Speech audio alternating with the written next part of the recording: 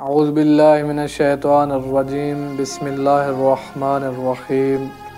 ایک دن حضرت جرجیس نبی علیہ السلام نے شیطان کو دیکھا اور فرمایا، اے خبیث اور نجس روح، اے ملعون،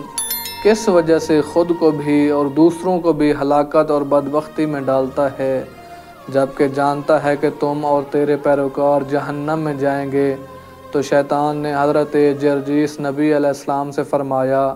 اگر مجھے کہا جائے کہ تمہیں اختیار ہے کہ یا تو ہر وہ چیز لے لو جس پر سورج کی روشنی پڑتی ہے اور رات کی تاریکی اسے ڈھانپ لیتی ہے،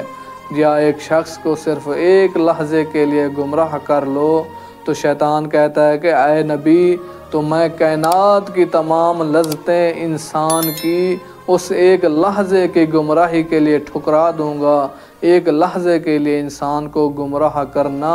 مجھے کائنات کی تمام لذتوں سے زیادہ عزیز ہے۔